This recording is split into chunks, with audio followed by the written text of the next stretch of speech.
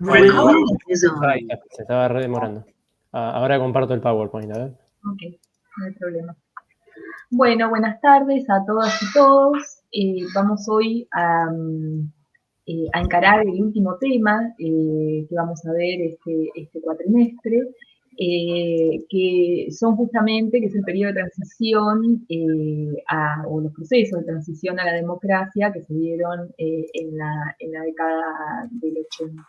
Y para ello vamos a seguir, o si seguimos, ustedes supongo que también leyeron, o al menos hojearon, el texto de Ansaldi, que tiene este título, digamos, tan provocador, ¿no? La novia es excelente, pero es un poco sorda, tartamuda, al caminar cojea, etcétera, etcétera,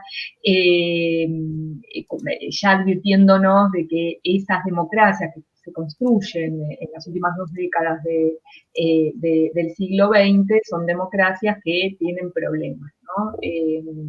Pero pese al optimismo, digamos, el inicio de esos contextos democráticos en los cuales de alguna forma se pensaba que la democracia por sí sola iba a solucionar todos los problemas que habían impuesto años en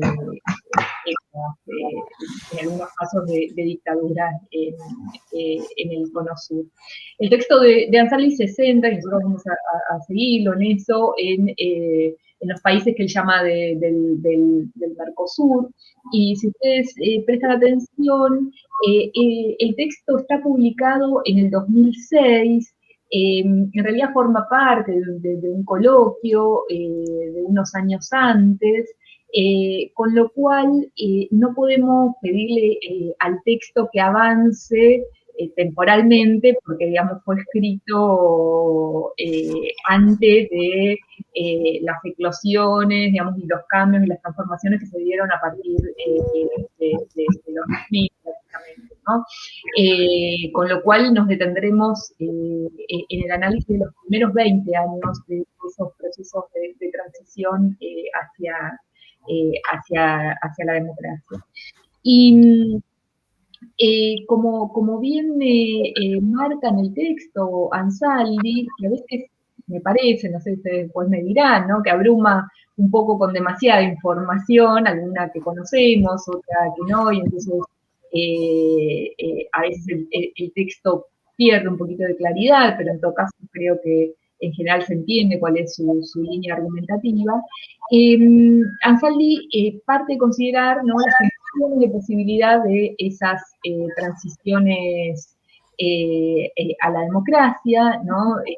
Es decir, el derrocamiento, digamos, o la caída, o el desmantelamiento de las dictaduras en los países del Mercosur, donde una de las condiciones de posibilidad más importantes tienen que ver con la crisis, las dos crisis petroleras de los años 70, del 73 y el 76, y cómo influyen en la política internacional de préstamos, ¿no? Las UAS a partir de los 80, de las tasas internacionales de interés, y ese circuito de toma de más préstamos para pagar la deuda, ¿no? Claramente, Ansaldi propone como una de las condiciones de posibilidad de estas transiciones, que son en algunos casos, como veremos más tarde, transiciones negociadas, en otras transiciones por desgaste, digamos, de los mismos gobiernos militares. El factor económico es de central peso, ¿no? Es decir, como las crisis exacerban este lugar de dependencia que tiene la región en relación a los países centrales y deja menos margen a estos gobiernos autoritarios y dictatoriales de llevar a cabo sus programas. Por supuesto que los condimentos políticos también están en juego, ¿no? Como las transiciones a la democracia de dos países centrales para el caso de los países americanos hermanos del sur, como son España y Portugal. La revolución sandinista en Nicaragua, con sus particularidades, ¿no? De aparente éxito en los primeros tiempos y claramente su crisis y su reconfiguración a partir de mediados de los 80. Y por otro lado, dos condiciones de posibilidad que son también importantes y podríamos decir más endógenas a cada país y que aparecen con distintas graduaciones en los países que analiza Ansaldi, que tienen que ver con la presión popular y de los organismos de derechos humanos, locales pero también internacionales, y con el desgaste de esas dictaduras militares que van perdiendo de alguna forma legitimidad de institucionalidad. Después, Ansaldi se detiene en cada uno de los países del Mercosur. Nosotros vamos a excluir a Argentina por razones más obvias, y comienza presentando cuál es la característica de ese país en relación a su política, digamos, a la construcción de sus democracias previos a los golpes de Estado, ¿no? Para ver si hay ahí una conexión entre entre esa construcción, digamos, democrática en los años previos a los golpes y, por último, la transición a la democracia. Y la verdad que a pesar de que hace ese ejercicio, no encuentra demasiadas conexiones, salvo en algunos casos a los que haremos alusión. Nos recuerda, ¿no?, Ansaldi, que Brasil está asignado desde los años 30, digamos que es claramente el año 30 el momento de disolución del pacto oligárquico, ¿no? Por golpes militares, ¿no? O al menos por recurrentes intervenciones militares, ¿no? Como el autogolpe de Vargas en el 30, que luego llevará al poder, su destitución por un golpe en el 45, la crisis militar que se desata en el 54 tras volver en el 51 al poder y que va a terminar con el suicidio de Vargas, y finalmente el golpe militar del 64 que va a dar inicio a la dictadura, probablemente una de las dictaduras más largas del Cono Sur, es decir, que no sufrió, digamos, en esos 20 años, disrupciones, digamos, o vueltas a periodos democráticos como sí pasó en otros países. ¿Me escuchan y me ven bien? Porque yo veo que titila el Power, y no sé si me titila a mí o a... ¿Escuchás o la escucho bien? Yo también escucho bien. El Power sí titila. Ah, ok. A mí me está titilando. Ok, Yo lo veo bien. ¿Titila? Sí, ahora ya está bien. No, se ve bien. Sí, no, pero como titila. Por sí, momentos se ve bien y por momentos se va la imagen. Sí. Se mueve. Qué raro, a mí el internet parece estar andándome bien, pero bueno, dejo la ventana tal como está hasta que tenga que correr el PowerPoint entonces y vamos viendo. Sí, y de últimas, bueno, si está imposible de leer, ves ahora se despixela un poco. Si está imposible de leer, vemos, pero por ahora vamos bien, ¿no? El caso entonces de la transición de la dictadura a la democracia en Brasil se da con un conjunto, ¿no?, de condiciones de posibilidad que tienen como protagonista a un reclamo popular muy fuerte, ¿no? El movimiento de Direita Ya, la creación de un partido de trabajadores en 1980 que une a la demanda por la democratización, demandas clasistas, ¿no? De los trabajadores, y que estos, de algún modo, no es una novedad para Brasil, ¿no? Porque recordemos que en Brasil la presencia, si bien por supuesto que el PT no es un partido, no es el Partido Comunista, digamos, pero lo que quiero decir es que el Partido Comunista había tenido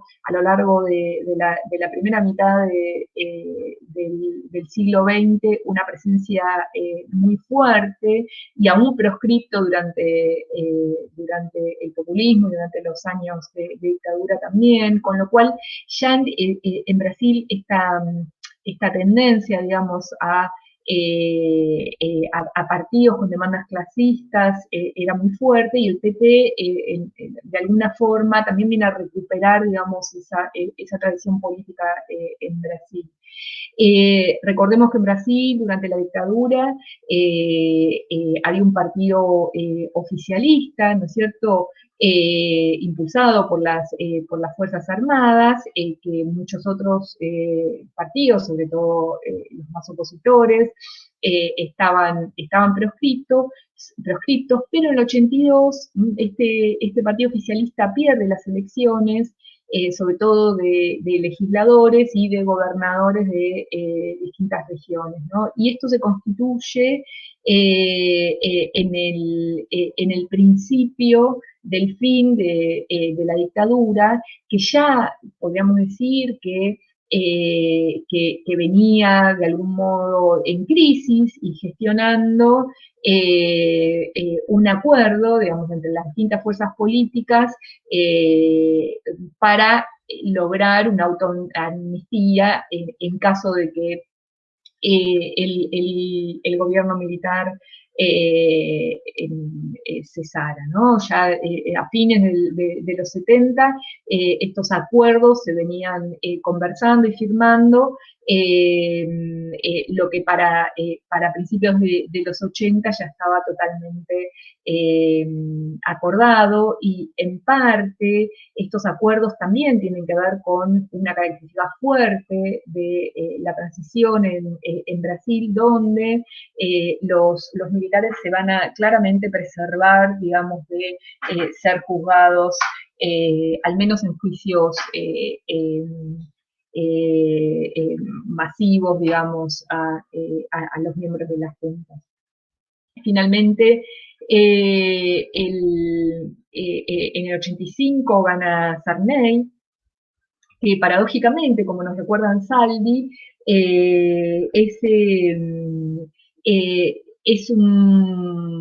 bueno, gana con la alianza de su propio partido, ¿no?, del Frente Liberal, pero también con el Movimiento Democrático, pero paradójicamente Sarney había sido parte de la dictadura, dicho así es un poco fuerte, pero digamos, había participado, digamos, como representante del Parlamento durante la dictadura, y había sido un interlocutor escuchado por las juntas, y Ansaldi dice que en parte Sarney llega al poder justamente por este acuerdo previo con las Fuerzas Armadas, si bien ahora se propone como opositor, digamos, de la dictadura, pero estos acuerdos con la Junta de Gobierno habían constituido, digamos, su base política para poder presentarse y claramente ganar en el 85. El caso siguiente es el caso uruguayo, que también arrastra una tradición bastante singular, ¿no? Los tres golpes, digamos, que se dan previos a las dictaduras Son golpes de presidentes constitucionales con apoyo de las Fuerzas Armadas, ¿no? Pero podríamos decir que son suertes de autogolpes que nada tienen que ver, ¿no? con el caso de Brasil, aunque se emparentan probablemente con el golpe del 30, ¿no es cierto?, que lleva a Vargas al poder, pero no con nosotros. Y estos, como ustedes recordarán por las clases previas, uno de estos golpes, el último, es el que va a dar inicio a la última dictadura, ¿no? Que va a tener como presidente a un civil en el 73 y por algunos años. La dictadura en Uruguay es una dictadura, como vimos, bastante particular, bastante dialoguista, digamos, con los partidos políticos, pero decir esto no le quita toda la violencia, digamos, y su cariz represivo que tuvo durante su existencia. Lo que sí aparece en Uruguay es una salida negociada, ¿no? Ya en el 84 se produce un pacto que se llama el Pacto del Club Naval entre el gobierno militar y fuerzas políticas, sobre todo del Partido Colorado, de la Unión Cívica y el Frente Amplio, donde se negocia no solo la salida hacia una forma democrática de gobierno, ¿no? y por supuesto a través de las elecciones, sino que los militares que conservan cierta fuerza van a poner sus condiciones, que son la proscripción del Partido Nacional y del PC, y la prisión, bueno, que continúe la prisión de los presos políticos. Yo no sé si ustedes han visto la película sobre Mujica, ¿no? Que no me acuerdo cómo se llama, que se estrenó hace un par de años, creía que en el 2019, donde todo, bueno, que narra justamente el proceso de encarcelamiento, tortura y demás de Mujica, pero en la última parte, bueno, da cuenta justamente de cómo los presos políticos continúan durante mucho tiempo presos y esperando la absolución, ¿no? En los últimos años del régimen.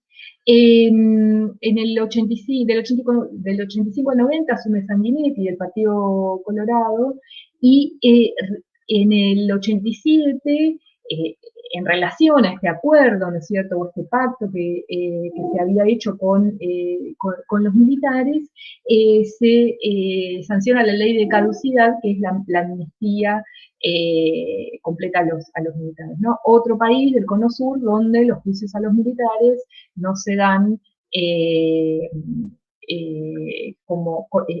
forma, digamos, masiva, sino más bien muy excepcional.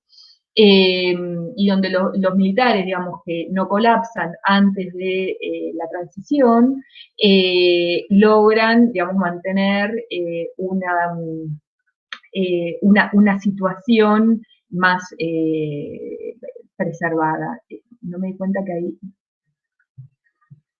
Ah, no, eran en relación al Power los comentarios, perdón, pensé que estaban... Y consultaba Dolores si la película era La noche de los 12 años. Creo que sí, tal cual. Ah, y no lo vi eso. Ah, acá está, sí, perdón, de los 10 años, sí. Perdón, Sí. ¿a alguien más le pasa que no ve el PowerPoint? Es que va y viene, me parece, ¿eh? ¿Sí? Sí. Qué raro que es. Pero bueno, no me extraña porque tuve muchos cortes de luz y desde entonces me anda bastante mal internet. Pero bueno, si quieren intento volver a compartirlo. Total, no me cuesta ni un minuto. Perdón, Roberto, ¿puede ser por lo que pasó ayer que se quemó una central en Don Bosco? Porque en muchos lados hubo problemas. Yo, por ejemplo, hoy en el negocio que estoy en Verazate y casi se me quema la computadora por una baja tensión. Claro, en realidad a mí me cortan la luz casi 2 veces a la semana ya. Ahí lo volví a compartir al PowerPoint a ver si mejora. Y desde entonces me estaban dando muy mal internet en general. No, ahora se ve peor, al menos en el mío. ¿Sí? Sí. Sí, se ve peor, pero se ve. Si no, que la comparta alguien con buena señal. Yo creo Igual que la no voz tiene... aparece en verde, Roberto. Claro, eso te iba a decir. Es raro porque aparezco en verde encima.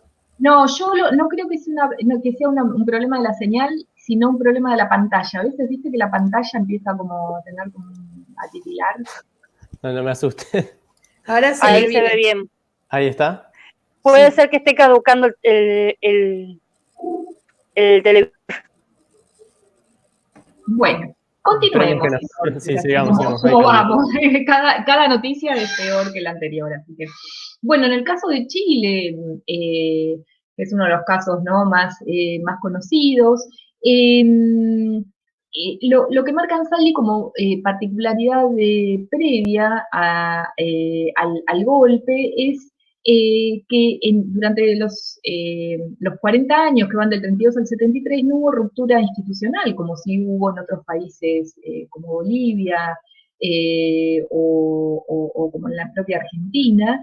Sin embargo, estos gobiernos estuvieron cruzados por una alta conflictividad social y por políticas reformistas, ¿no? Algunas mucho más radicales, como vimos con el caso de Allende.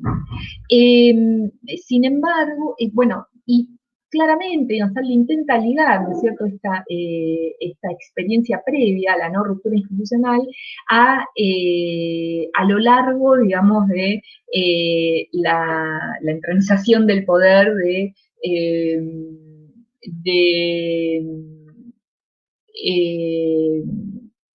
uy, perdón, del dictador chileno, de Pinochet, perdón, se me hizo como una nube, de Pinochet en el poder, ¿no? Como esta tradición de no ruptura institucional por vías violentas, digamos, del respeto del recambio de gobiernos, que actuó también, o que pudo haber actuado, además, por supuesto, de las características mismas del gobierno de Pinochet y de la fuerza, digamos, de los apoyos con los que contaba, que pudo haber actuado también como el peso de una tradición en la larga eternización en el poder de Pinochet. Lo que sí marca Ansaldi, bueno, son los hitos que todos conocemos, ¿no? En el 88 la derrota del plebiscito de continuidad de la dictadura. Hay una película también chilena que se llama, creo que se llama No, y que narra de forma ficcional todos estos, digamos, este plebiscito y las reacciones sociales en torno a él. Justamente la derrota a partir de este plebiscito lo que va a dar lugar es en el 89 a el llamado a elecciones y la victoria del demócrata cristiano Patricio Aylwin. Sin embargo, como todos creo que también conocemos, Pinochet es electo senador, ¿no? Con lo cual consigue la inmunidad parlamentaria. Y aquí Ansaldi nos remite a un debate bien interesante que hay en Chile, ¿no? Acerca de la dictadura chilena, entre Garretón y Mulián.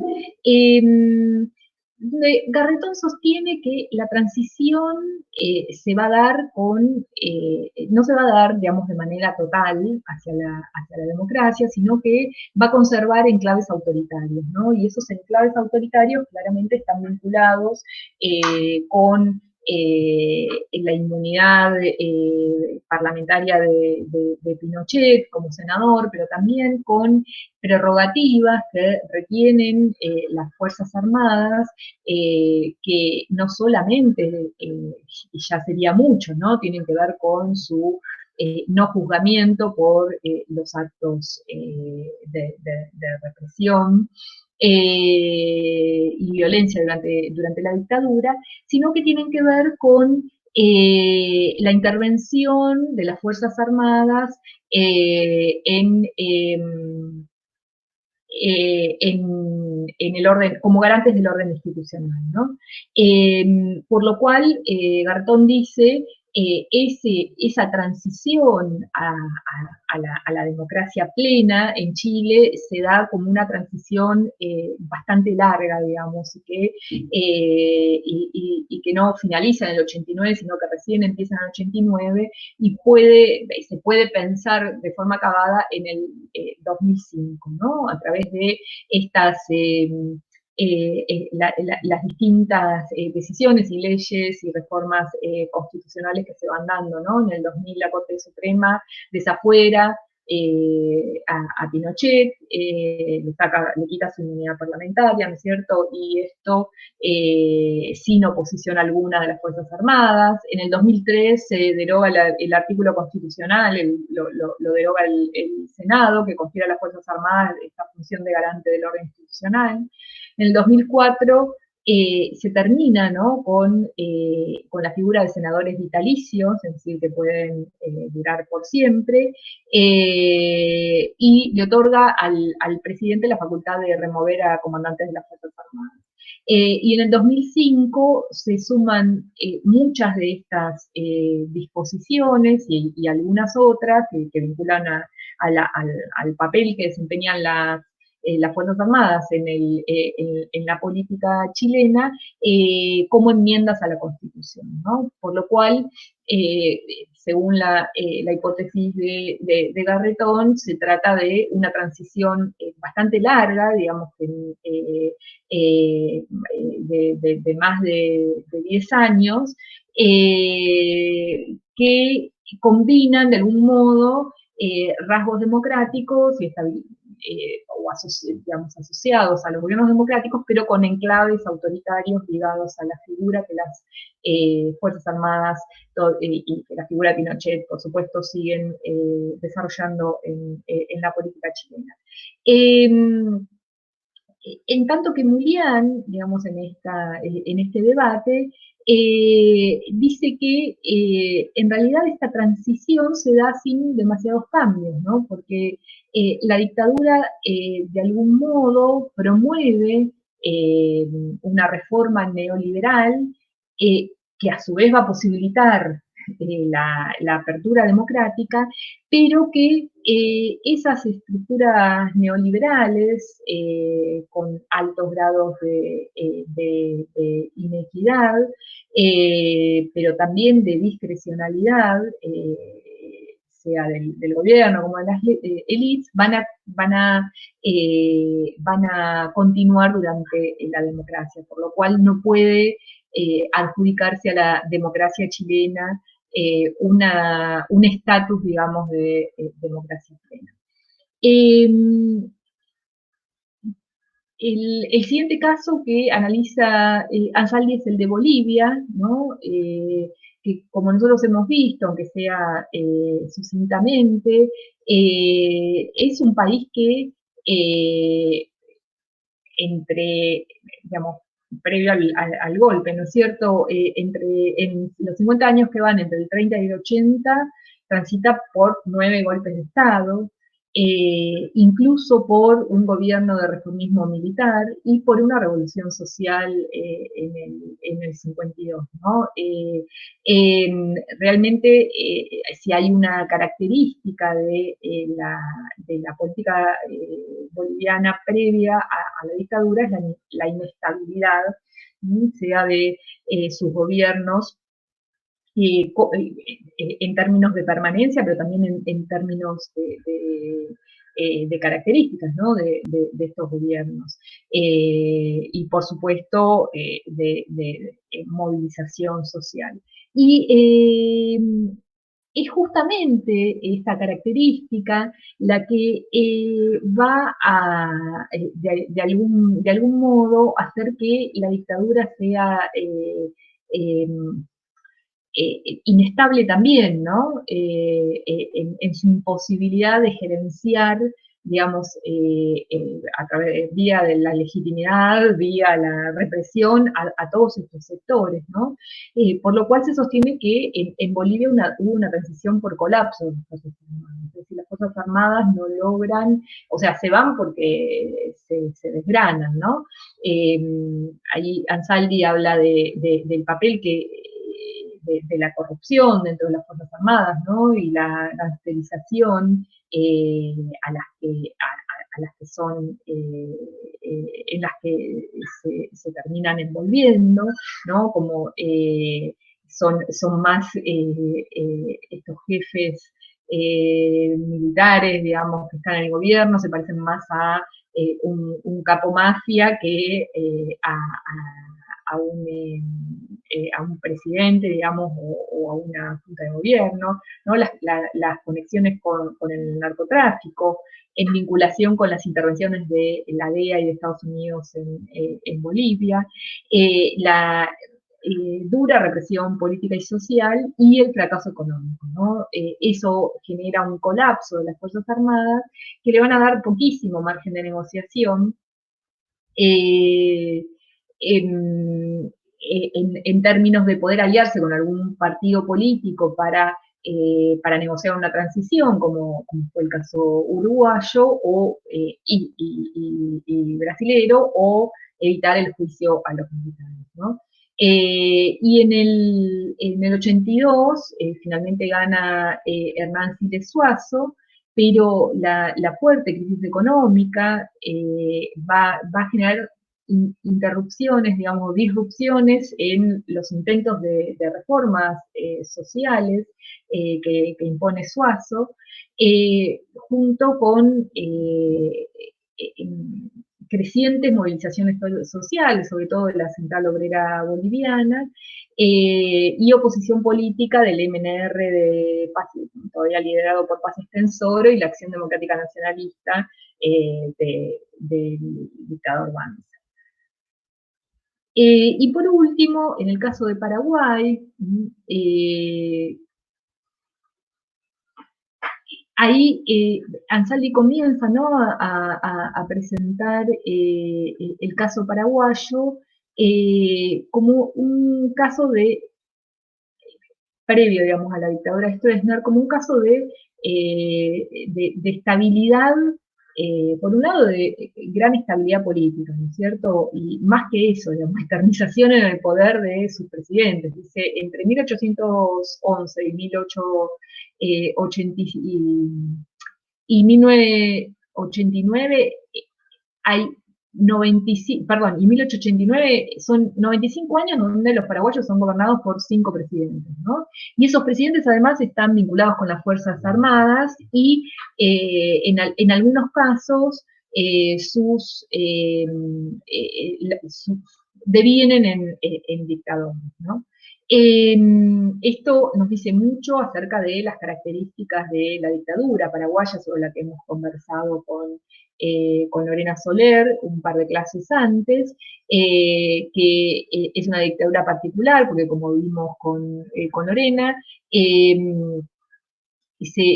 una dictadura donde se combina, digamos, una figura de un dictador muy fuerte, con claras vinculaciones y apoyos de las Fuerzas Armadas, pero también del Partido Colorado, con todos los instrumentos de represión en fase creciente a medida que en el Cono Sur se van instalando las otras dictaduras y se van aliando, ¿no?, las Fuerzas Armadas de estos países, pero también es una dictadura donde existen las elecciones, ¿no?, con fraude, con limitaciones, con claras limitaciones, tipo antiguo régimen, digamos, o gobiernos oligárquicos, pero en todo caso donde existe la ficción democrática, ¿no? Y lo que nos dice Ansaldi es que la transición, en el caso de Paraguay, hacia la democracia, se va a dar por una fractura en el bloque de poder, cuando se intenta negociar la sucesión de Stroessner en el poder, ¿no? Esta fractura en el bloque tiene como protagonista al Partido Colorado, pero también a distintas líneas de las Fuerzas Armadas, que van a imponer claramente un golpe militar para llevar a Andrés Rodríguez, dirigente del Partido Colorado, a la presidencia en el 89, ¿no? De todos modos, el consenso es que Andrés Rodríguez va a llamar elecciones, y en el 91 finalmente gana, gracias a esta alianza entre el Partido Colorado y las Fuerzas Armadas. Ahora, lo que me parece interesante, más allá de estas cosas que son como más fácticas, pero me parece interesante recordarlas y seguir el análisis de Ansaldi en este aspecto, es esta pregunta, ¿no?, respecto a la transición que se hace Ansaldi, que en el fondo propone pensar si efectivamente la dictadura, la dictadura termina cuando se establece el gobierno democrático, es decir, el solo hecho de aparecer, digamos, de cobrar vida a través de un proceso electoral, un gobierno democrático, hace que termine la dictadura, ¿no? Entonces que esta transición entre dictadura y democracia culmine, o la transición, o mejor, sí, la transición hacia las dictaduras se da cuando desaparecen las condiciones de posibilidad que instauraron las dictaduras, ¿no? Esta es como la gran pregunta de Ansaldi, y en todo caso es la pregunta por la cual él pinta esta novia como una novia que tiene todas las cualidades, pero que en verdad le falta, ¿no?, para poder pensarse como una verdadera democracia. Y podemos cambiar la excelencia de la novia, digamos, en términos de la democracia, tiene que ver con que a partir de el retorno a la democracia hay un reconocimiento de la ciudadanía política, ¿no?, que va desde la universalización de la ciudadanía política en el caso de Brasil. Recuerden que en Brasil, hasta la vuelta a la democracia, los analfabetos no votaban, ¿no? Y eso ponía claramente a un 20-30% de la población que directamente no podía participar en las elecciones.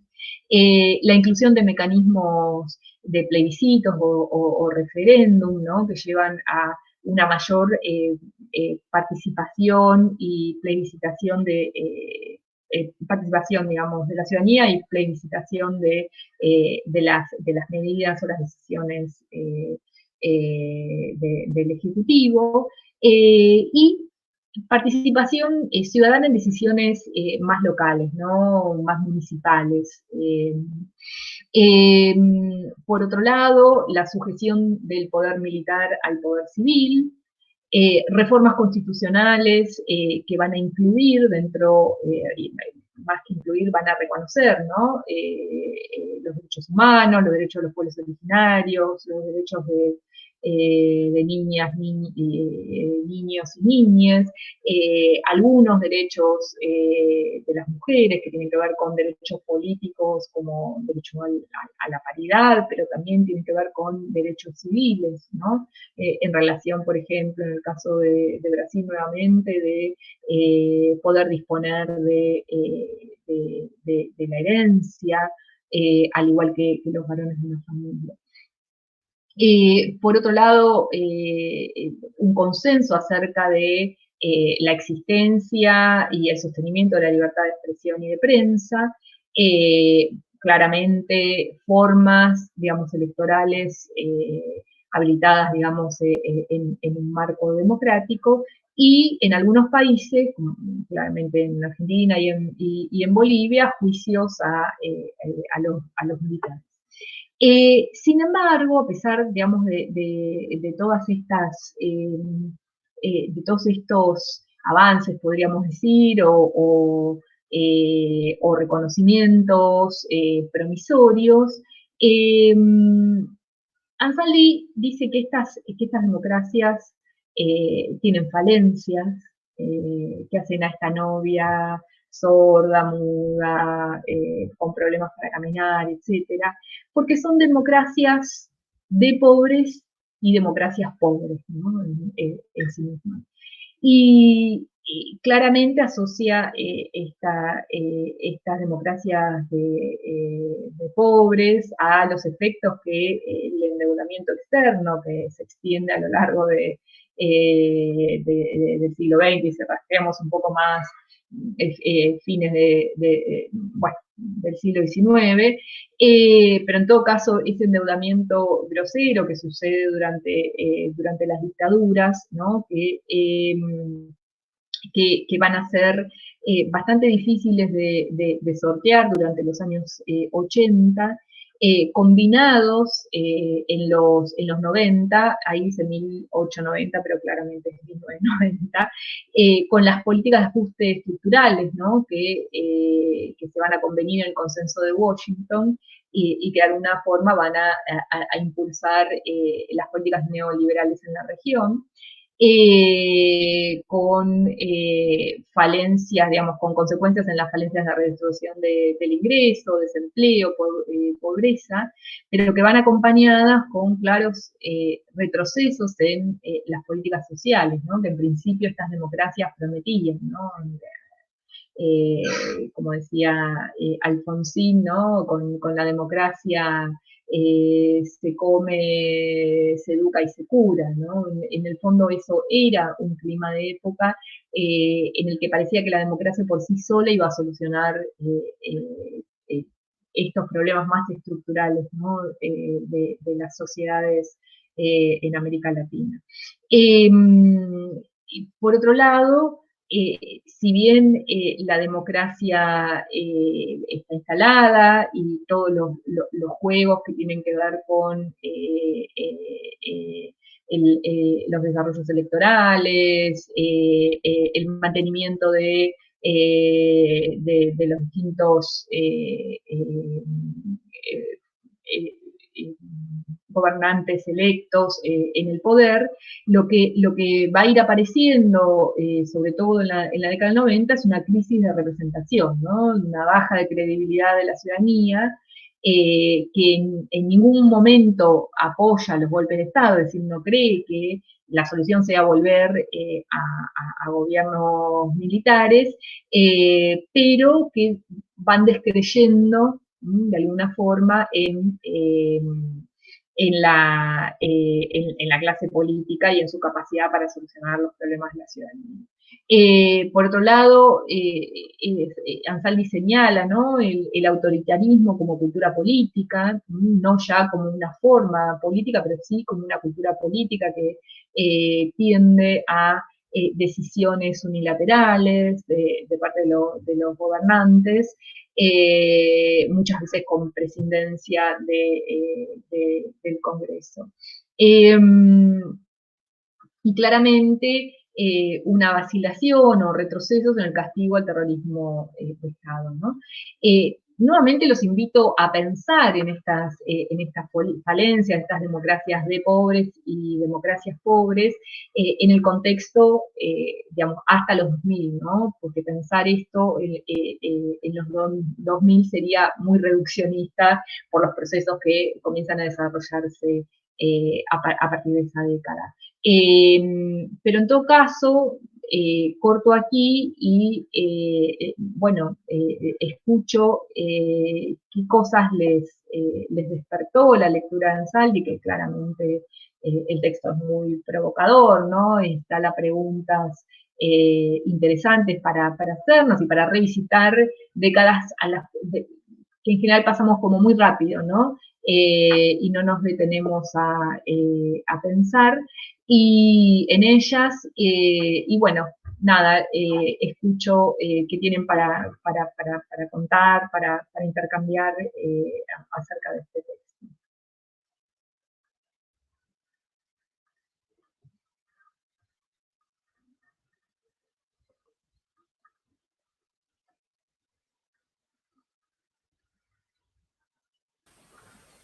Puedo romper el hielo, si quieren. Dale, Tomás. No, yo lo leí el texto, iba a decir es gracioso, pero no en el sentido gracioso, sino que, digamos, se nota que es un texto que escribió que lo escribió hasta un cierto año, ¿no? Porque incluso agarra de la estabilidad de las democracias y de un cierto contenido también de elecciones, etcétera, que digo, pensando en el prisma de hoy en día, ¿no? Con el golpe institucional de Dilma, el golpe a Lugo, el golpe de Honduras, ¿no? Las elecciones amañadas con el principal candidato opositor proscripto como Lula en Brasil, bueno, el golpe en Bolivia, ¿no? Con la intervención de los militares y la policía, etcétera, digamos, como que esa afirmación que hace Ansaldi en 2005, creo que lo hace, pues hasta donde llega el periodo, queda por ahí un poco vieja, ¿no? En la prisma, mirándolo con el prisma de hoy. Y después como de contenido, ahí claramente muestra, ¿no? Que las democracias, o sea, que las transiciones a la democracia no implicaron un cuestionamiento a los modelos económicos instaurados por las mismas dictaduras. O sea, él pone las cifras, todo, y muestran justamente una continuidad y una profundización a esas políticas, ¿no? Con las privatizaciones, el endeudamiento profundo de la mayoría de los países, etcétera. Digo, yo cuando usted decía lo de Alfonsín, le iba a decir que Alfonsín no leyó el Estado de la Revolución de Lenin, ¿no? Donde justamente Lenin dice que el problema no es qué tipo de forma toma el gobierno dictatorial democrático, sino el contenido del Estado. Y ahí es donde vemos que el contenido de los estados latinoamericanos siguió siendo burgués y siguió siendo capitalista, porque incluso muchos de los que impulsaron los golpes de Estado en esos países fueron civiles y fueron muchos empresarios también, ¿no? De hecho, Videla dice, a mí me vinieron a golpear la puerta porque acá no se podía hacer negocio. Entonces, y que por ahí Ansaldi no la agarra, pero que ninguno fue juzgado tampoco, ¿no? Acá en Argentina hubo campos de concentración en la Ford, ¿no? En muchas fábricas hubo campos de concentración. Recién ahora se está juzgando la causa Ford, pero digo, hubo participación civil y convivencia civil con los militares para llevar unos golpes de Estado que se extendieron por toda la región. Claramente había acompañamiento de los sectores empresarios. Bueno, en Chile era patente, ¿no? Como lo vimos en el documental, donde antes del golpe hay un lockout patronal. Entonces, digo, las patronales acompañaban el golpe de Estado y la masacre de toda una generación que aún hoy creo que seguimos pagando, ¿no? Para mí de las mejores generaciones que dio Latinoamérica y que, bueno, que hizo que nos perdiéramos una oportunidad histórica. Pero bueno, esas conquistas económicas de las dictaduras no fueron revertidas, ni siquiera en los mejores años de los gobiernos populistas o posneoliberales, como quieran llamarlo. Hay una pobreza estructural conquistada que no cambió, hay una precarización laboral, ahí lo agarra Ansaldi, ¿no? El mercado informal del laburo, donde, bueno, en la pandemia en Argentina lo vimos patente, ¿no? O sea, el IFE implicaba reconocer de que hay toda una porción también de la población que trabaja en negro. Entonces, que no podía sostenerse un aislamiento sin que hubiera plata del Estado, porque cuando trabajas en negro el patrón no te paga si vos no vas a trabajar. Me parece que eso es lo que hoy creo que nos tenemos que cuestionar en Latinoamérica y creo que se está empezando a cuestionar. Incluso lo de Chile es un buen ejemplo, digo, ¿no? De empezar a cuestionar la herencia pinochetista que estuvo durante 20 años. Sin embargo, digo, hay una asamblea constituyente que intenta, o sea, las clases poseedoras chilenas intentan limitarla lo más que puedan. Obviamente nadie quiere que cuestionen dónde están las ganancias y el poder en Chile. Pero nada, está bueno leerlo de Ansaldi con el prisma de hoy, después de pasar 15 años, donde justamente algunas de las afirmaciones que en ese momento eran reales, hoy ya no lo son tanto, ¿no? Estaría bueno que igual o volviera a escribir una actualización de eso que escribió por ahí con la mirada de hoy en día. Sí, y yo pensaba, ¿no? Hoy en día que están tan de moda para otras cosas, los 80 y los 90, en términos de música, de moda, qué sé yo, comienzan también a ponerse de moda en los estudios sociales y en la historiografía, ¿no? Y me parece que lo que nos debemos es la posibilidad de historizar, ¿no? Y de periodizar esos años, que no son lo mismo, ¿no? No son lo mismo los 80, ese primer momento de la transición, con los 90, y claramente no son lo mismo los 2000, donde se abren nuevas posibilidades, aunque la mayor parte quedaron truncas, ¿no? De esos proyectos. Pero lo que sí me parece interesante es ver la continuidad también, ¿no? No descuidar, los historiadores hacemos mucho eso, ¿no? Ver como las particularidades, pero digamos, de la coyuntura, pero por otro lado, tratar de ver, ¿no? las continuidades. Y como lo que marcabas vos, recién Tomás, me parece interesante ver como esa continuidad, que ya no solo se trata de la continuidad de una de, de una dominación, digamos, capitalista, sino la continuidad de un programa, digamos, un proyecto, por supuesto, sustentado por un sistema de dominación social neoliberal que va a ir increyendo durante esas décadas hasta conformarse en los 90 en una suerte, digamos, de huracán imposible, ¿no? De trombo imposible de parar, ¿no? Incluso que va a arrasar hasta ciertos aspectos más naif, digamos que en los 80 esas mismas democracias tenían, ¿no? Llevando al descrédito de la gente en relación a la capacidad de la política de tener cambios, ¿no? Y me parece que eso también es importante recordarlo y periodizarlo y ponerlo en la larga duración. No, justo le decía eso, que los 90 coincide justamente con, o sea, no es casualidad la diferencia entre los 80 y los 90, que coincide justamente desde el punto de vista histórico con la caída del muro de Berlín, con la incorporación de China al mercado capitalista, digamos, o sea, con el fin de la historia, como se dijo en ese momento, ¿no? Creo que en alguno de las charlas que hubo acá en la clase alguien lo mencionaba, pero que justamente, o sea, el momento del neoliberalismo más rabioso en la zona coincide justamente con eso, ¿no? Que es como el fin de la Guerra Fría, si querés, en un sentido, y como el triunfalismo del capitalismo que ya no tiene opositor desde el punto de vista de modelo social de producción a nivel mundial. No es casualidad eso, ¿no? Los 80 con la derrota de los procesos de lucha de clase de los 70 y los 90 con la caída del muro de Berlín, que le permite una forma más agresiva del neoliberalismo de ese momento. Sí, y podríamos decir la crisis, ¿no? de los 2000 como una oportunidad, digamos, que, bueno, la cual después no, no se logró por lo menos un proyecto regional y también interno en cada país, pero digamos, es interesante también volver, ¿no? a esa crisis de los 2000 como una oportunidad, digamos, de cambios y en todo caso analizar esos cambios que se dieron, aunque no hayan durado demasiado en el tiempo, ¿no? Acá Verónica dice, a mí me llamó mucho la atención el título, un poco ciega, que habla de la deuda per cápita y el PBI, de cómo variaban en cada país del Mercosur.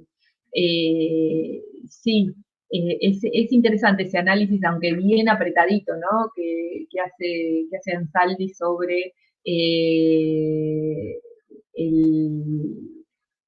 bueno, los indicadores de no crecimiento, digamos, de esas economías en el contexto de políticas, por un lado neoliberales, pero por otro lado claramente de ajuste, ¿no? Y no de ajuste por decisiones, digamos, internas, sino por una imposición externa. Acá dice Sergio, si tendríamos que dividir en países que logran juicios políticos de lesa humanidad y cuáles no. Esto de si tendríamos que hacerlo como tarea para el hogar, imagino, Sergio. Sí, no, simplemente me parece que eso tiene que ver con, o sea, la propuesta es mostrar la diversidad, ¿no es cierto?, de formas de salida de las dictaduras o de transiciones, ¿no? Cuáles serían como las particularidades de cada país y cuáles serían las cuestiones que son comunes a todos, ¿no?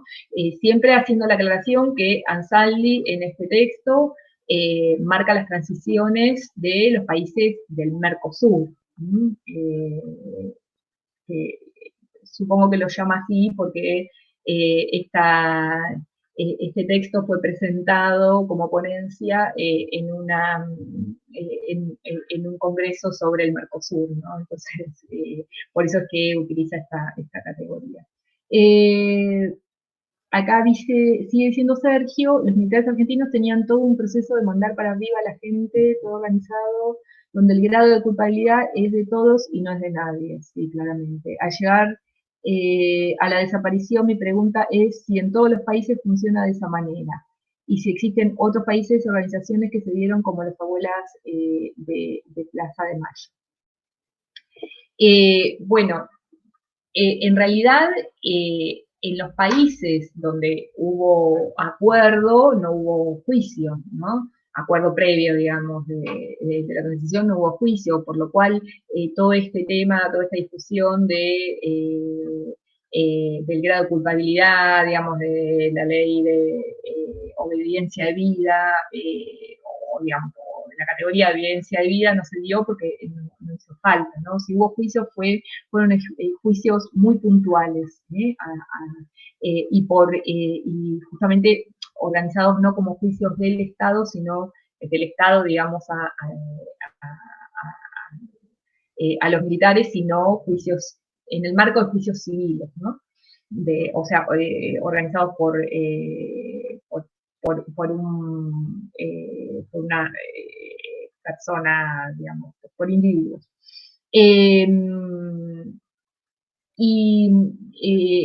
En relación a las a organizaciones claramente como las abuelas de Plaza de Mayo, yo no conozco otras, pero sí hubo otras organizaciones de mujeres, por ejemplo, en Bolivia, que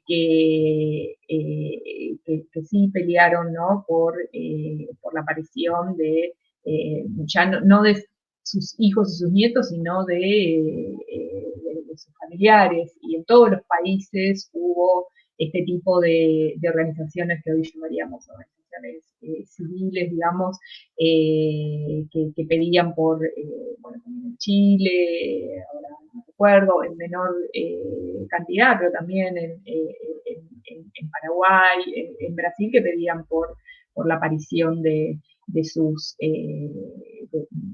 familiares, ¿no? Lo que sí está claro es que en el caso de Argentina fue como donde esto se dio con mayor magnitud, ¿no? Y fue escalando el lugar que ocuparon las madres. ¿Cómo? Perdón, profesora, ¿no? Y aparte, para tener en cuenta que la organización de abuelas y de madres, más de la de madres, arrancó durante la dictadura, no a posterior como en los otros países, que fue después cuando ya habían salido la dictadura. En Argentina arrancó durante la dictadura, lo cual lo convierte hasta en heroico, porque en ese momento había que atreverse a ir a dar vuelta a una plaza. Sí, acá igual dice Nicolás que en Uruguay está la Organización de Madres y Familiares Detenidos Desaparecidos, que cada 20 de mayo hacen la Marcha del Silencio. Sí, pero digamos, no tienen la magnitud que han tenido las madres y abuelas en el caso de la Argentina, y que además por ahí es interesante ver cómo también, más allá de que siempre el objetivo principal es, bueno, encontrar, digamos, a los desaparecidos y a sus hijos, Lo cierto es que son organizaciones que fueron como creciendo políticamente, ¿no? Y no solo con esos objetivos, digamos, primeros que los vieron nacer, ¿no? Políticamente en el buen sentido, ¿no? Lo digo, y con una agenda mucho más variada, ¿no? Que no solo está vinculada a eso. Acá, bueno, Julia dice que fueron reconocidas en todo el planeta, ¿no? Sí, sí.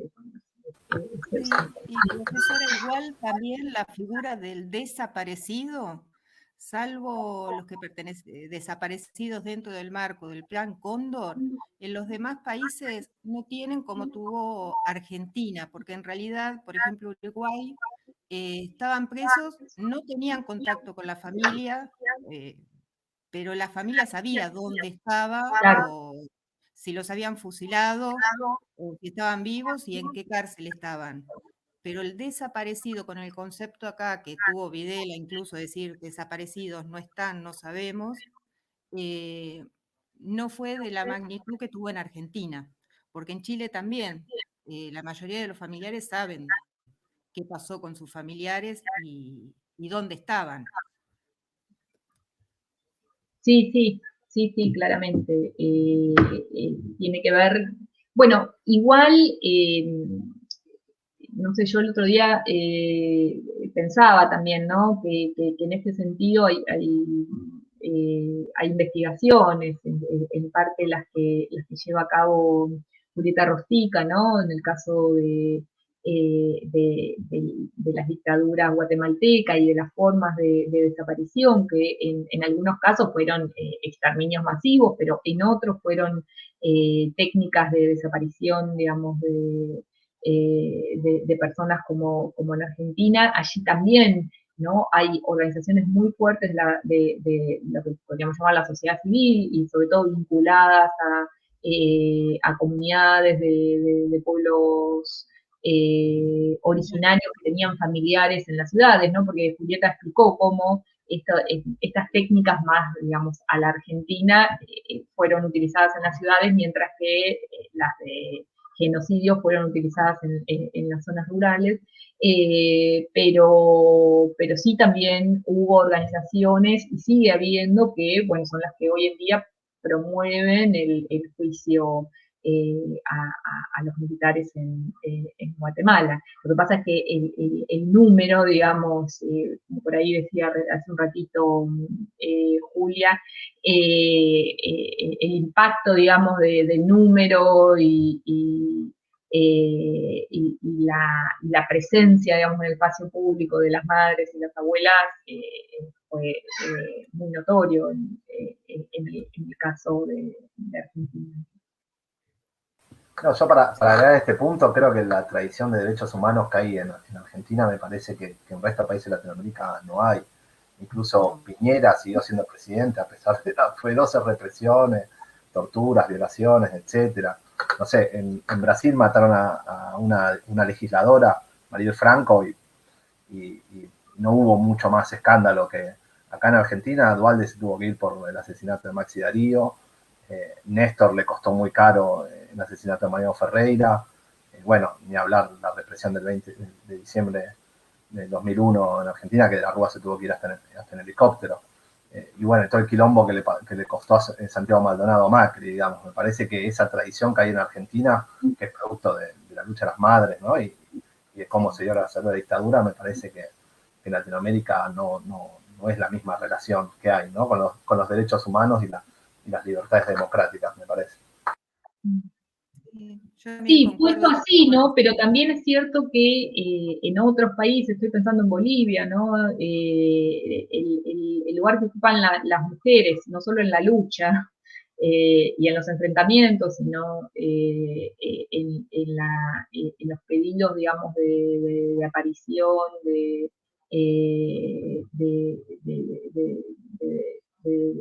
desaparecidos, digamos, a lo largo de la historia boliviana, ¿no? Es muy fuerte también, o ya les decía, en el caso de Nicaragua, pero sí, en el caso de Argentina pareciera ser como más estructural, ¿no?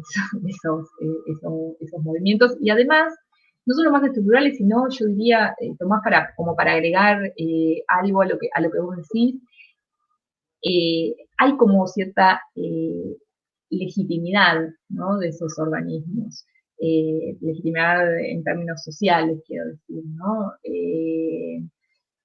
Se hace desde un lugar legítimo ese reclamo, a diferencia de los otros que siempre son, ¿no?, grupos excluidos, estoy pensando en el caso boliviano, en el caso nicaragüense, ¿no?, grupos excluidos que piden por sus desaparecidos o por sus muertos o lo que sea. Cierto eso de Argentina, aunque en la actualidad hay cierto componente ideológico en el tratamiento también de las noticias desde los medios, como fue el caso de Astudillo Castro, no parece que eso ofrezca. Sí. Sí, están las dos cosas, ¿no?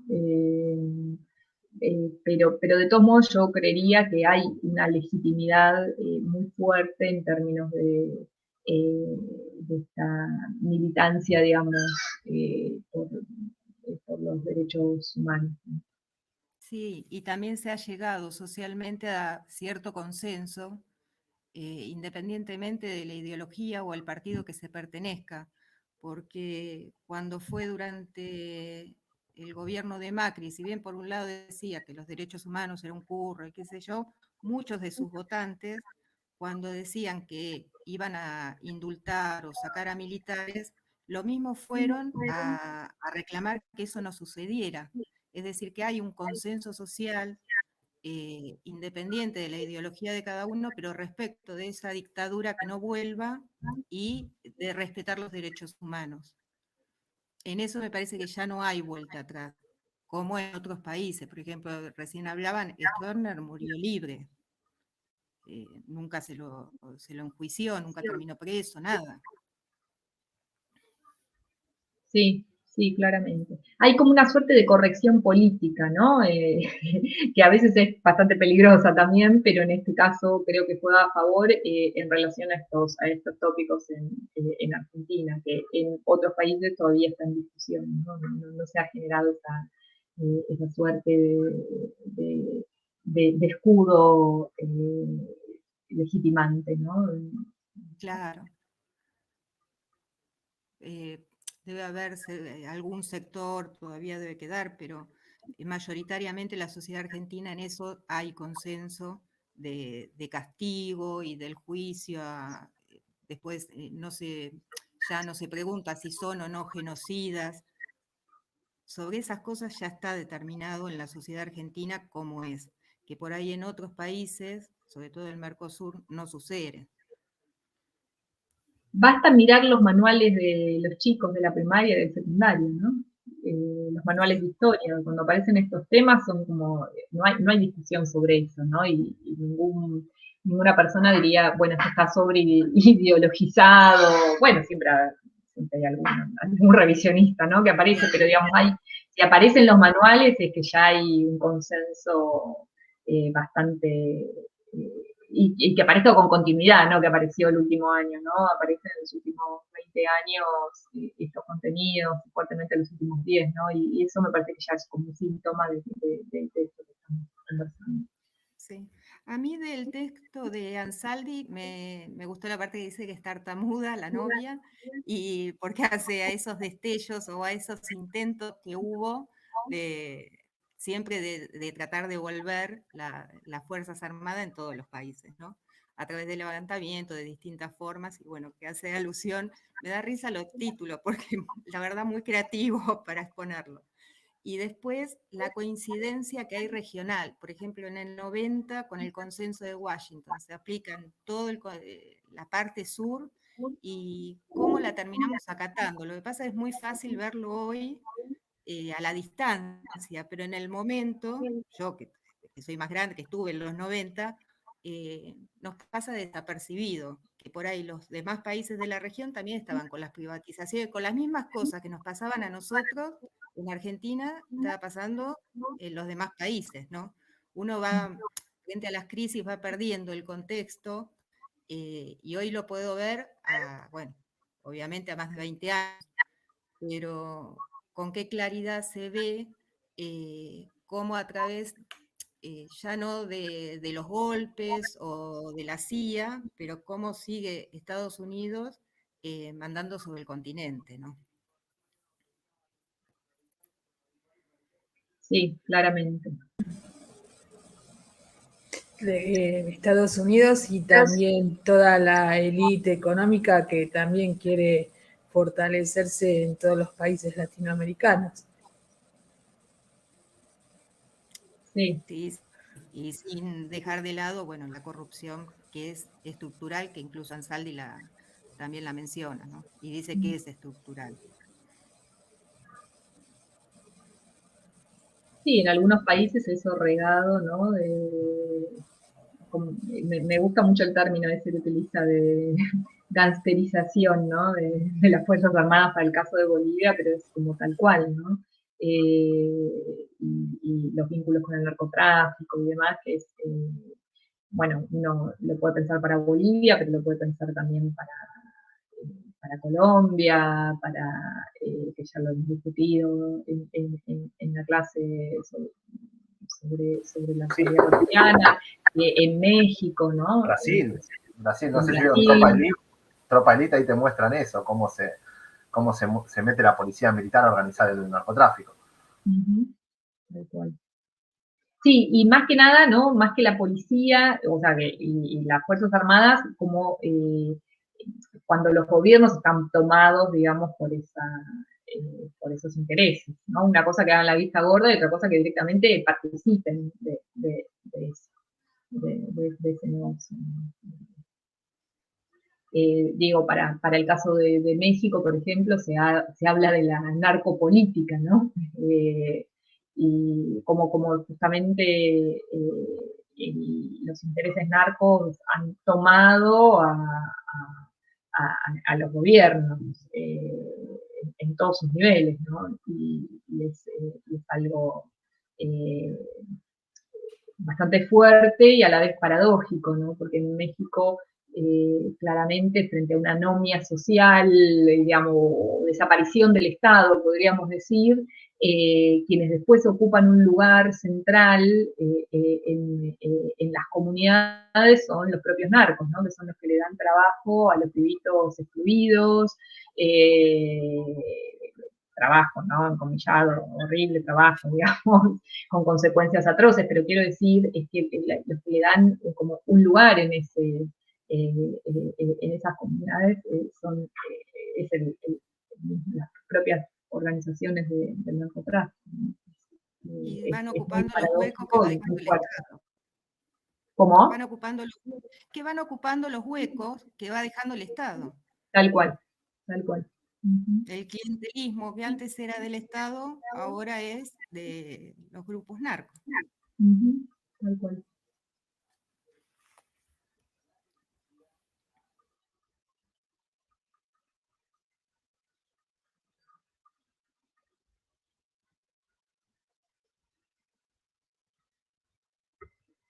¿Algún comentario más que quieran hacer?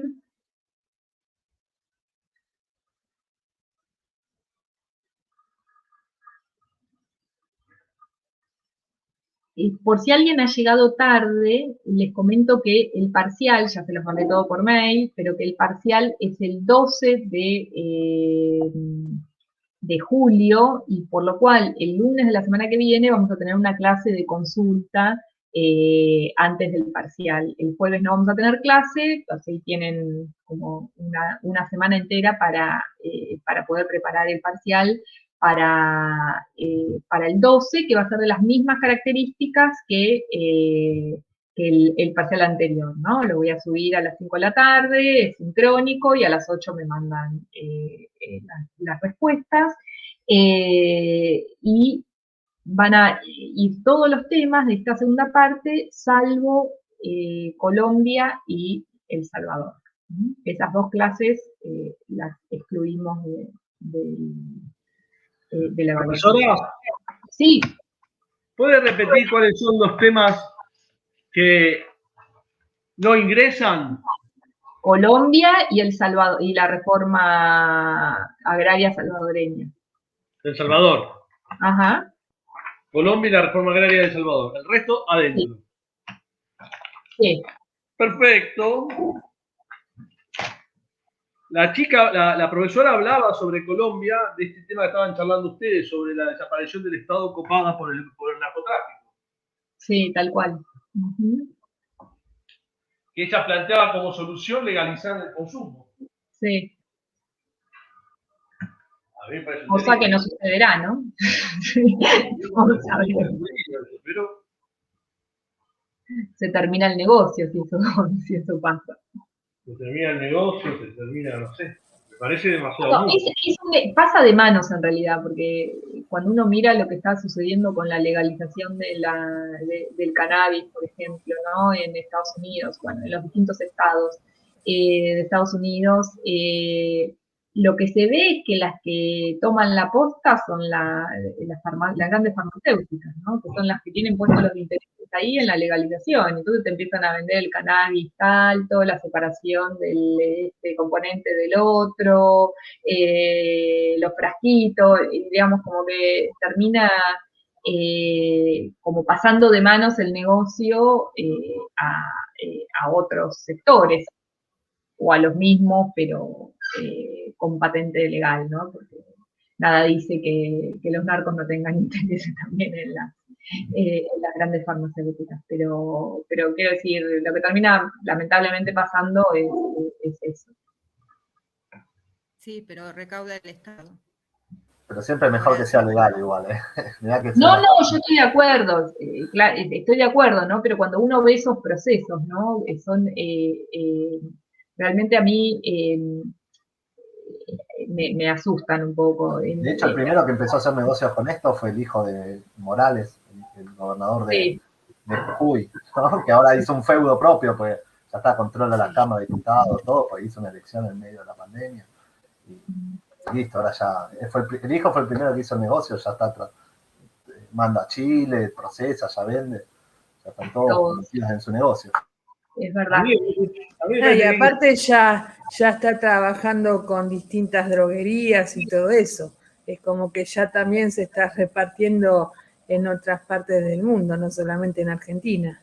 Hizo negocios con un montón de droguerías y de empresas farmacéuticas. Sí, es un negocio millonario, ¿no? A mí me llamó la atención hace un par de años cuando estuve en Estados Unidos, que mi hermana vive allá, que me contaba, bueno, que las empresas, digamos, grandes empresas farmacéuticas, justo era en el contexto de la legalización, ¿no?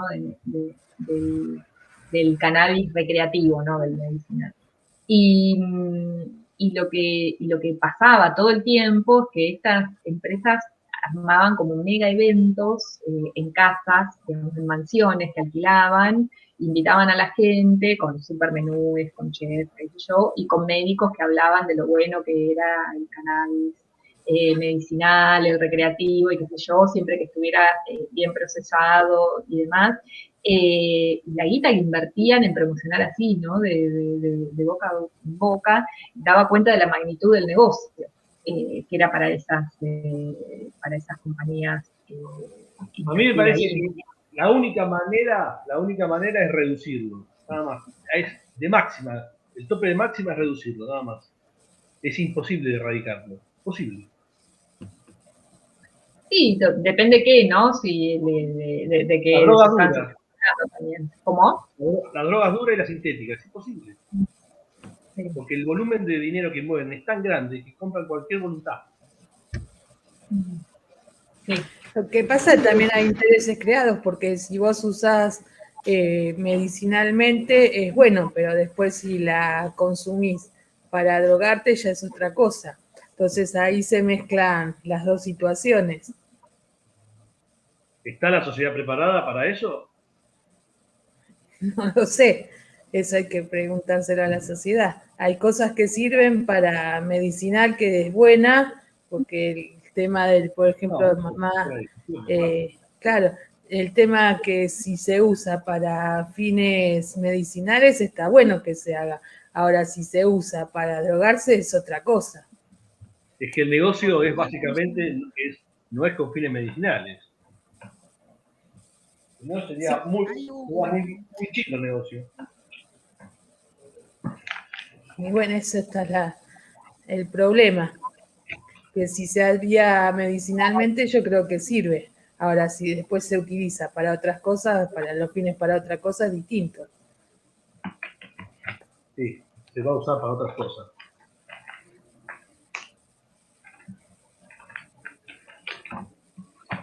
Ahora, por ejemplo, lo que me parece raro que en Jujuy puedan hacer plantaciones y cantidad de hectáreas con plantaciones, y después si una persona en una casa tiene 2 o 3 plantas y si se enteran vas preso y allá hacen lo que quieren.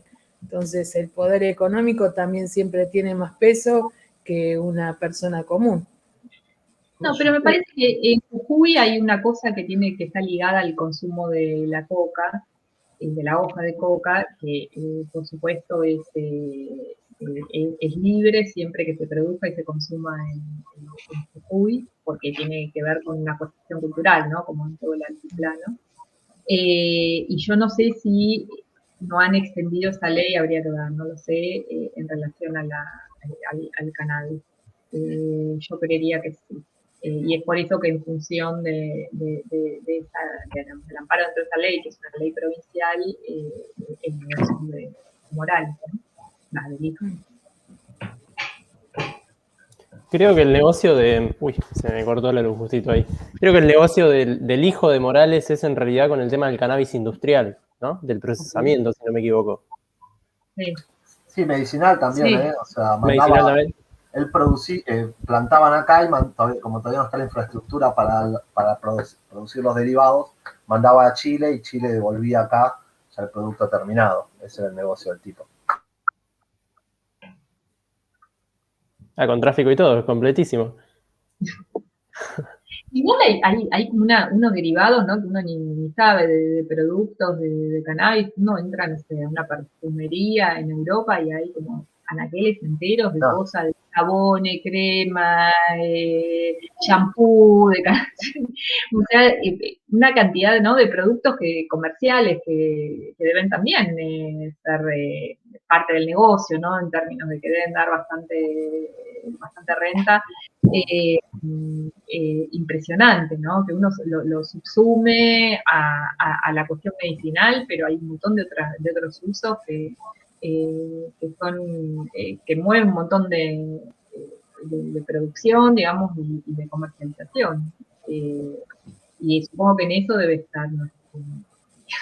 El hijo de Morales, en estas cosas que efectivamente son legales, pero que si las hacen es porque hay intereses, hay réditos, ¿no? Hay ganancias. Hay un documental de Michael Moore que se llama Ahora que conquistamos, que muestra exactamente en Estados Unidos cuando empieza la comunidad negra a votar, cómo ponen lo de la droga para apresarlo, porque en Estados Unidos, una vez que alguien es condenado por un delito, nunca más puede volver a votar. Entonces, ¿cómo utilizaron el tema de la droga, el incremento que hay a partir de la década del 60, vinculado con que los negros podían empezar a elegir presidente?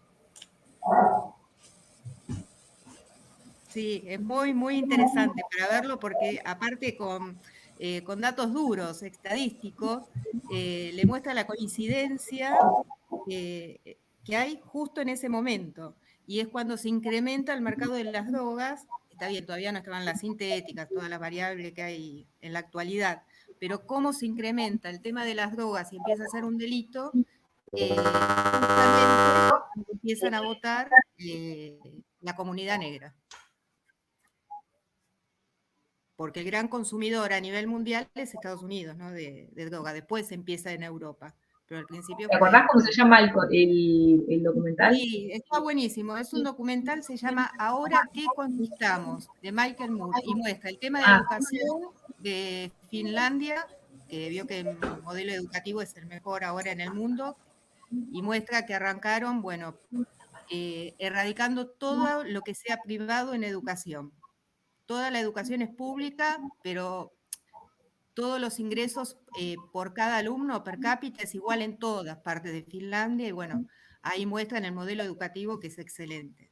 Después de Italia, las conquistas laborales, de Alemania, cómo disminuyeron la jornada laboral, muestra la fábrica de Faber, de los lápices, Faber-Castell, muy interesante. Y en Estados Unidos muestra la parte de, bueno, de las cárceles y de la droga. Y cómo coincide, pero con datos duros. La verdad que está muy bueno, es largo, pero está bueno para ver. Y del documental que mandó usted, de Evo Morales, vio el Evo el Coca-Colero, me quedó relacionado con lo de Ansaldi, porque uno habla de democracia, ¿no? Y hay una parte en ese documental que va a instruir una mujer que quería ser, que no sé si iba como vicepresidenta o algo así, pero era muy llamativo porque vivía en una chocita muy, muy humilde, también de un pueblo de origen, nada que ver con nuestros políticos, digamos, y va a una comunidad de otras mujeres a enseñarles a votar, porque uno lo da por, hablamos de democracia, pero ahí era de 60 votos, les enseñaba, tenían que marcar un cuadradito en una boleta. Y de 60 votos, 11 fueron anulados. Era un simulacro que les hacía, pero para enseñarles porque eran analfabetas. Entonces, no sé, uno dice, habla de democracia, o después decimos que las votaciones son fraudulentas, qué sé yo, pero no tomamos en cuenta que hay un montón de gente que por ahí no sabe ni votar. Entonces, hasta Evo Morales asume en el 2006, ¿no? Entonces, las elecciones, yo digo, hasta el 2006, ¿cómo habrán sido manejadas? Porque si de 60 votos, 11 estaban anulados y los otros, bueno, la mujer los iba mostrando y le decía, no, ve que acá no tiene que marcar. Era marcar en un cuadradito, ni siquiera leer nada. Era pintar un cuadradito, algo de primer grado. Pero no lo sabían hacer. Entonces ahí también muestra que a veces democracia, bueno, queda medio como una falacia, depende de la comunidad que lo tomamos, ¿no? Nosotros lo miramos desde por ahí, desde Buenos Aires, desde acá, desde el centro, y no tomamos la perspectiva de lo que es la realidad, ¿no? Sí, es impactante esta imagen del documental y también el trabajo, ¿no?, que el sindicato de cocaleros hace, digamos, en la rama femenina para entrenar a las mujeres, concientizarlas y demás en las instancias electorales. Pero sí, entre muchas de las cosas que uno puede ir viendo en ese documental está esa, y también, bueno, los altos índices de analfabetismo general y de las mujeres en particular, ¿no? Escenas donde se ponen a hacer cuentas y no las pueden hacer, digamos, porque les falta entrenamiento en eso, ¿no? Es muy impactante. Es muy lindo documental, yo se lo súper recomiendo para estas vacaciones de invierno, véanlo, porque y aparte está todo narrado con una ternura que sí, aparte que más empático. Claro, pues no parece un documental, parece como si alguien agarró la cámara, pobre, y empezó a filmarlo muy casero.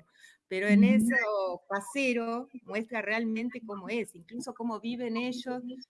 Yo miraba a los políticos, esta mujer yo no sé si no iba de vicepresidenta, pero un cargo importante era, es la situación que usted dice, que está con la calculadora y le cuesta sumar, y el marido o la pareja que está ahí al lado de ella se le ríe porque no podía sumar. Pero vivían en una condición de humildad, yo lo comparaba con los políticos nuestros de todas las facciones, ¿no? Hasta del Caño, que es de izquierda, cómo viven y cómo viven ellos, ¿no? Sí, es muy lindo, la verdad que es y muy interesante para entender, ¿no? Porque una cosa es estudiarlo y otra cosa es ver estas cosas como para imaginarse de qué sociedad estamos hablando, ¿no? Y por qué finalmente Evo gana, que es la gran, me parece, la gran pregunta del documental, y que me parece que se responde con esas con eso, esas cosas mínimas, ¿no? Esas historias mínimas, no con la macropolítica, sino con la suma o la conjunción de las historias chiquitas. Sí, lo que yo no terminé de que no es del documental, sino cómo les cuesta preparar cuadros políticos para que lo sucedan.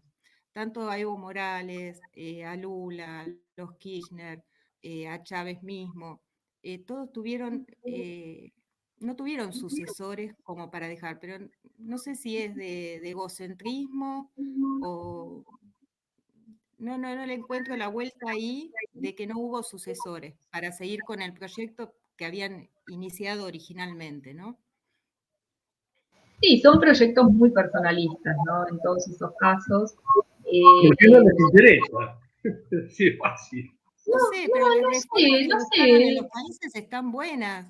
Lo que inicialmente, las reformas que hacen, Evo Morales hace una reforma estructural en lo que fue Bolivia, para todos. Y que después se manda esta macana con la reelección y eso que yo hubiera dejado el mandato para otro, pero quizás no había otro para que lo sucediera. Sí, porque lo que muestra un poco el documental y en general es que lo que sí hay como una vocación por formar cuadros intermedios, ¿no? En segundas líneas, terceras, pero sí, claramente el líder queda como fijado en este caso en Evo Morales, más allá de que también es cierto que la fórmula presidencial va con Linera, ¿no? Uno dice, bueno, era una figura de peso en ese momento, bueno, más, ¿no? Pero quiero decir, si bien se puede dar esa confusión, después no hay alguien que lo pueda suceder. También es que el proyecto está como asociado a la figura de él, ¿no? Como bien personalista.